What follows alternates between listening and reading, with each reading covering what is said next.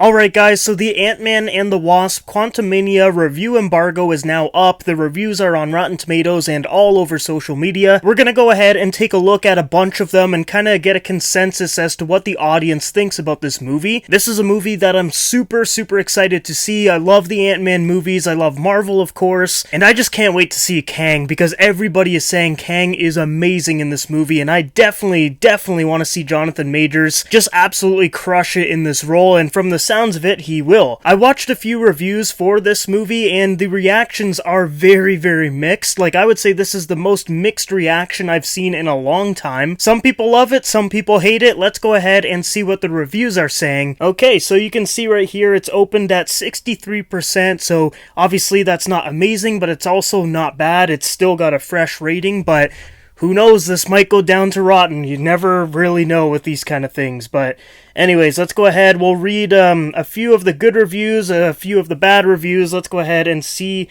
what the people are saying. Alright, so we've got Bill here from Arizona Republic. He says, strictly on its own terms, Ant-Man and the Wasp Quantumania isn't much. Then we've got Charlotte O'Sullivan from London Evening Standard. If you can ignore the convoluted plot, not sadly a rarity in the increasingly complex Marvel Cinematic Universe, you'll have a blast with these characters. So, alright, so we've got Alex Godfrey here from Empire Magazine. He said, Quantumania isn't as wacky as it should be, and the humongous stakes feel oddly small, but where else do you get a wild Jonathan Majors, an intense Michelle Pfeiffer, and talking broccoli? One thing that I will note is that a lot of people are saying this is similar to like Star Wars, Dune, and basically just meaning like a out-of-this-world type of movie, like characters going to a new location, which in this movie is the quantum realm, and we've got a whole bunch of new characters and like alien characters and all of that, so I get the Star Wars vibes that people are saying, but some people are hating on the movie for that too. So like I said, everything's a mixed bag here. Then we've got Kate here from IndieWire. She says, maybe the picture should get small again.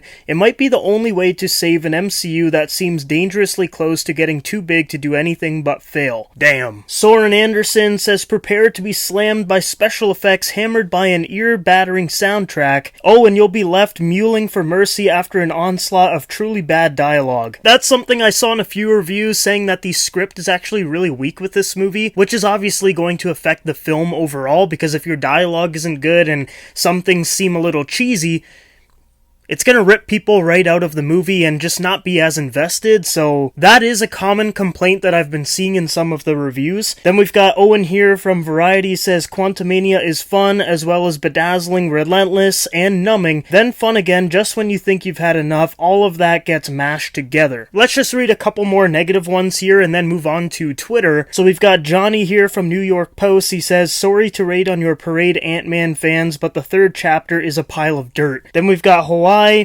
from Inverse. She says, the problem with Quantumania is that it's not a movie, it's a building block, which was another huge complaint that I've been seeing from a lot of people, basically saying that this movie doesn't feel like an Ant-Man movie, like the family-friendly, tight-knit type of movie. It seems like this is just kind of blown up into an Avengers-level movie with Ant-Man in it, which I guess that could definitely be a complaint if you want to have something that's similar to Ant-Man 1 and 2, like a scaled-down MCU movie. This is definitely not it. From the trailers and everything, I got that impression because it just looks like Avengers level. Now let's move on to Twitter, because I find a lot of the influencer reviews are on here, and I trust those a little bit more than actual film critics. So we've got Geek Vibes Nation says, Ant-Man and the Wasp Quantumania review, a psychedelic roller coaster ride through the quantum realm.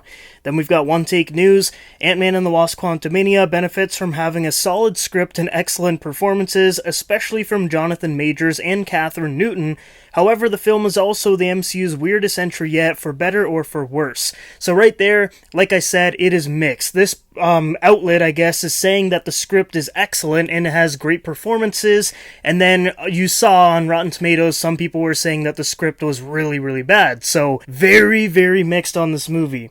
Let's go to discussing film here. So Jonathan Majors' performance as Kang is charismatic and menacing, however the character's motivations remain rather abstract. Then we've got Grace Randolph. She says, Quantumania review, no spoilers, there's some great stuff here, but you might want to lower those expectations. And you know, from what I'm gathering here, it doesn't seem like it's really gonna deliver to what people were expecting from the trailers. Like, if you watched the trailer for this movie, you were like, this is gonna be one of the best MCU movies ever, it's gonna be like Avengers level, Kang's gonna be amazing. So yeah, I guess you need to lower the expectations a little bit. Then we've got comicbook.com says that Quantumania is the MCU's wackiest work of pop art yet, and that's mainly because of the whole quantum realm and just really wacky, crazy characters, so that makes sense. Greg Alba from The Real Rejects really didn't like this movie. I know in his like 20-minute review, he didn't say that the movie was bad, he didn't say it was good, he said it was just okay, which, you know, that's fine.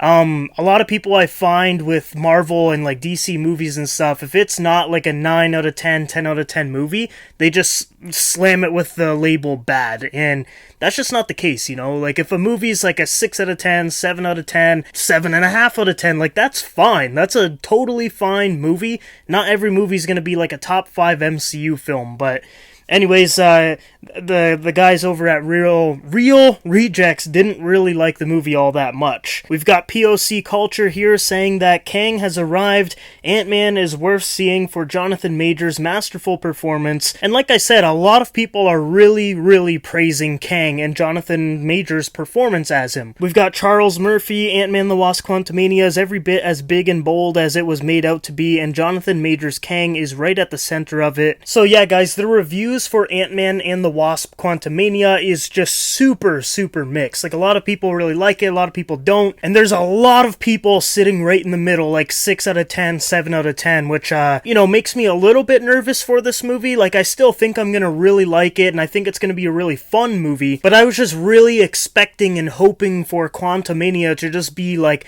an absolutely fantastic superhero film, but it looks like it's gonna not be as good as I was expecting, but still be enjoyable, and I would say that's pretty much how I would classify Ant-Man 1 and 2. They're not like the best comic book movies ever, but they're very enjoyable, and that's kind of the vibe I'm getting from the reviews for Quantumania. After watching a bunch of review videos and looking at some of the written reviews here, it really just looks like this movie is going to basically be like Star Wars or like Journey to the Center of the Earth. Like, the characters go to a different location and meet all of these crazy characters, which is, you know, super similar to Star Wars, which I think a lot of people are gonna like, but a lot of people aren't gonna like. Like I said earlier, a lot of people expect the Ant-Man films to be like a scaled down family movie, and I totally get it if you don't like Quantumania because of that, because you've, you know, you watched 1 and 2 and you're expecting the same kind of thing for 3, and if you don't get that, you might be upset. Personally, I'm fine with Marvel making the third Ant-Man movie just, you know, on a way bigger scale, but from what I'm hearing from these reviews is that they made Ant-Man 3 almost like a building block to set up Phase 5 and 6 of the MCU, which to a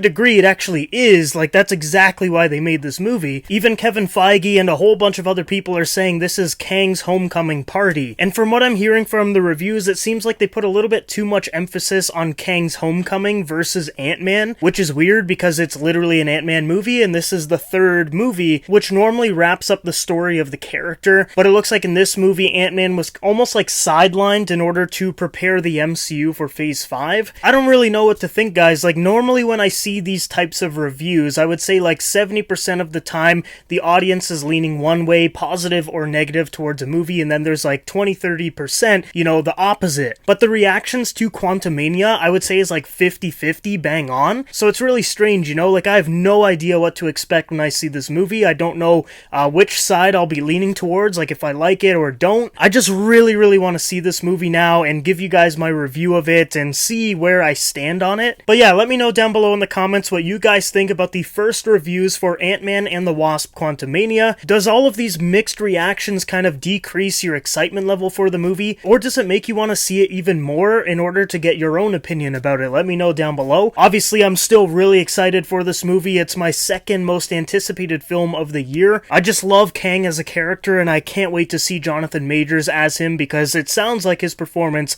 is going to be awesome. So guys, that's it for the video. Thank you for watching. Make sure you subscribe because I will be reviewing the movie Thursday night. I can't wait to share my thoughts and opinions with you guys, but for now, that is the end of this video. I hope you all have a fantastic day, and I will see you guys in the next video.